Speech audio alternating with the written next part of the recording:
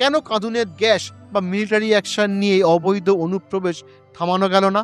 এর উত্তর লুকিয়ে রয়েছে স্পেনের নিজস্ব বিচার ব্যবস্থা এবং মানবাধিকার আইনের চরম মারপ্যাঁচে। আসলে 2026 সালে 16ই জুলাই, অর্থাৎ এই ভয়াবহ অনুপ্রবেশের ঠিক 2 সপ্তাহ আগে স্পেনের সুপ্রিম কোর্ট 2024 সালের এক পুরনো মামলার উপর এক ঐতিহাসিক ও বিতর্কিত রায় প্রদান করেছিল। 2024 সালে আলজেরিয়ার এক নাগরিক মরক্কো থেকে জলপথে সাঁতার কেটে সেউটায় ঢুকে পড়েছিল। স্প্যানিশ পুলিশ তাকে গ্রেপ্তার করে সঙ্গে সঙ্গে মরক্কো সীমানায় ফেরত পাঠিয়ে দেয়।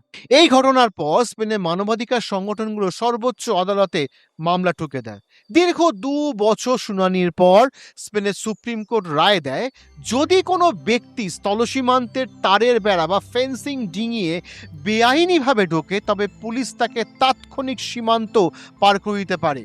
কিন্তু যদি কোনো ব্যক্তি সমুদ্রের জলপথ ধরে, অর্থাৎ নিজের জীবন বাজি রেখে শরণাগতির আর্জি নিয়ে কোনো দেশে পৌঁছায়, তবে তাকে না শুনে সরাসরি পুশব্যাক করা যাবে না। তাকে সাময়িক আশ্রয় দিতে হবে, আইনি শুনানির সুযোগ দিতে হবে, খাবার ও প্রাথমিক চিকিৎসার সাথে কর্মসংস্থানেরও ব্যবস্থা করতে হবে। যদি বিচারে সে অবৈধ প্রমাণিত হয়, তবেই তাকে ফেরত পাঠানো যাবে। সুপ্রিম কোর্টের এই রায় প্রকাশ হওয়া মাত্রই আন্তর্জাতিক মানব পাচারকারী ও দালাল চক্রগুলো বুঝে যায় স্পেনের উইকনেস। তারা হুঙ্কার দিয়ে প্রচার শুরু করে, স্থল সীমান্ত দিয়ে যেও না, সমুদ্র দিয়ে সাঁতার কেটে ঢোকো।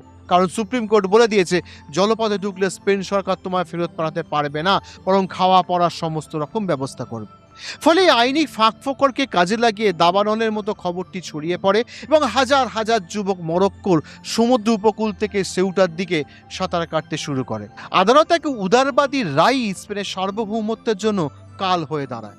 আন্তর্জাতিক সোশ্যাল মিডিয়া ও বৈশ্বিক রাজনীতিতে এই সেউটা সংকট এক বিশাল ঝড়ের জন্ম দিয়েছে। সোশ্যাল মিডিয়া জায়ান্ট এক্সের মালিক এলন মাস্ক হলিউডের এক জম্বি সিনেমার ভিডিও ক্লিপ শেয়ার করে ক্যাপশনে লেখেন, উন্মাদ দৃশ্য, স্পেনের পরিস্থিতি থেকে মনে হচ্ছে সত্যি সত্যি কোনো জম্বি অ্যাপোক্যালিপসও তৈরি হয়ে গেছে।